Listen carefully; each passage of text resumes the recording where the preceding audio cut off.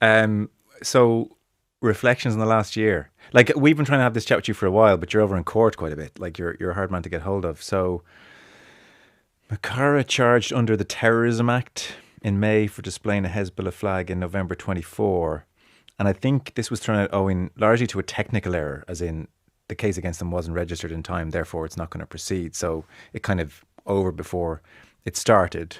So that's been a big thing.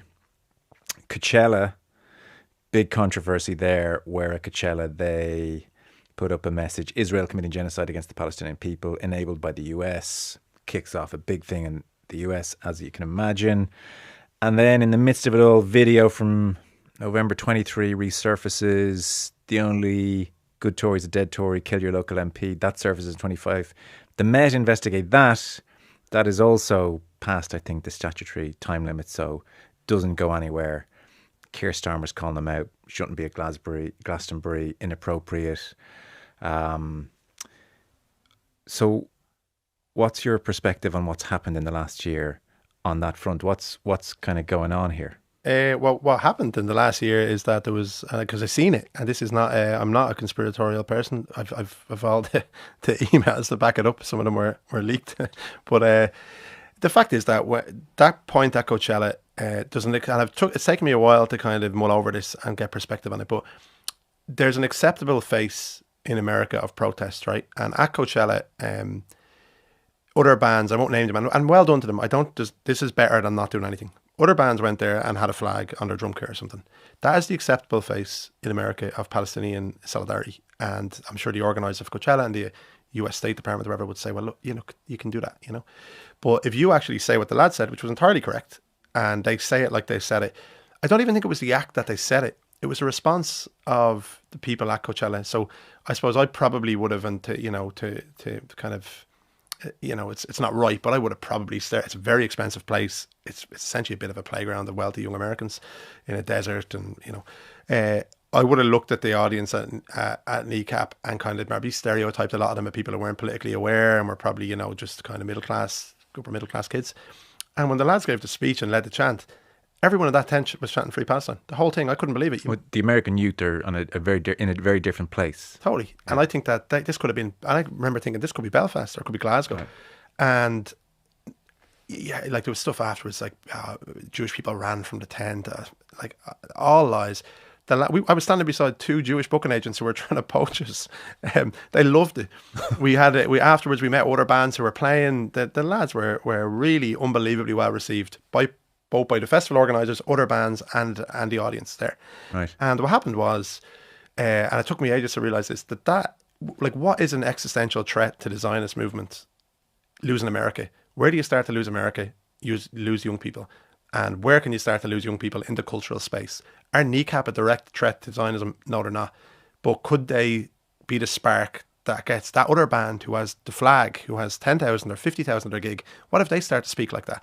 And I'm certain that that's what happened. And from that, you had Sharon Osbourne. Now that group, and people should Google this group, Creative Community for Peace. Across the planet, there are entities purportedly exist to combat anti-Semitism, and they are extensions of the State of Israel, and they act to silence Palestinian voices. That group deny apartheid. They stand in direct opposition to the BDS movement, and they say it on their own website. They take a top-down approach to combat BDS. Top-down means that there are very, very important people within the music industry, and they're all named on that website. Sharon Osbourne's one of them. The guy David Levy, whose letter was leaked, he's another one. And they sought out to absolutely destroy Kneecap. And they made a couple of assumptions. One, that the lads don't have the level of intelligence that they do. Number two, that we wouldn't get the level of professional sport we got, like as in a legal team. And three, I suppose, that we weren't smart enough as a group, and I include all of the people who work with Kneecap, in that we would fold, that we would just not be able to cope. And when we say resurface, nothing resurfaced. They used an AI tool to go through every single video and every single interview the band had ever done.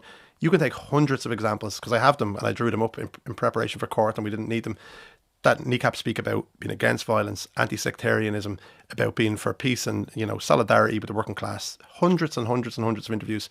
There was about 16 seconds from thousands of hours of footage that was garnered, and it was spun out to the media, and it was to try and paint them lads in a picture that is just not true at all. And like, you know, it was a kind of an amazing thing to see in a very scary way.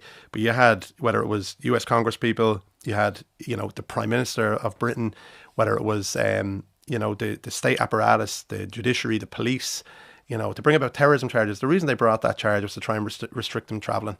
It was about how we're not just going to try and kill them in the court of public opinion, we're going to try and kill their ability to act as a band. And we've beaten that. And that's to everybody's credit, to Darragh Mack and the legal team, to the lads themselves, to the people who helped us, to the people who shared emails with us that we shouldn't have seen. Well done to all of those people who'll never be named. And, you know, what was funny about this whole thing is that at the start, when you take the lads come from 3 working class backgrounds. Their families, their communities deserve massive credit for who they are. Like JJ's from the Craigin, you know, for anyone who's been to the Craigin has had a pretty tough history. It's been, you know, the people in the Craigin have been oppressed massively by the British state. And James McLean. Yeah, and West Belfast, where the lads are from, they're difficult communities, but amazing communities. Same way, like when I grew up in Finglas, in a place that's knocked the law. Brilliant people who are passionate about, you know, their community and improving things. But the lads come from those communities, and whether it was the movie originally or Sony buying the movie, or I remember somebody, and I've said it, saying in Sony, you have to stop talking about Palestine. This could go to the Oscars. You want to go to the Oscars? Right. I'm like, but we don't want to go to the Oscars. The lads aren't going to stop. So if they have to choose between silence and the Oscars, I can tell you what they're going to choose. And they couldn't understand that. And I think what happened was in the last year, prior to Coachella, in America, and like the lads performed at the Jimmy Fallon show and movie, and there was Oscars and it's happening. It's happening. You're off. Yeah, you're in the tent or whatever. Yeah. The BAFTAs in England. Was it that they saw on the lads, those kind of establishment people, kind of working class lads, bit edgy. But as soon as they overstepped the mark and said something that establishment didn't want them to say, they tried to kill them. And it's a very interesting kind of thing to witness. And so I think like the lads have you know, no regrets. The whole thing was, and the media served it. The amount of time spent talking about this stuff was absolutely ludicrous. So it was a very well orchestrated campaign, and it failed. And the letter, and it was well publicised. That letter from David Levy that went around was unbelievably libelous against the lads, and was circulated amongst 52 of the most powerful people in music. They're all listed on it. And they were setting out to stop them playing Glastonbury. And if we had lost Glastonbury, it would have been extremely damaging to the band. And huge thanks to the Eavis family and the people at Glastonbury that actually said, we're going to just allow Kneecap perform. They got one of the biggest crowds of the weekend. You know, there was nothing in their set that was illegal, even though the police investigated for no reason. They tweet out that they're investigating their set, and a month later we get an email to say it's dropped. That's how they operate in Britain. They try and kill you publicly, and quietly then it goes away. And I'm really happy that we got to embarrass them last week.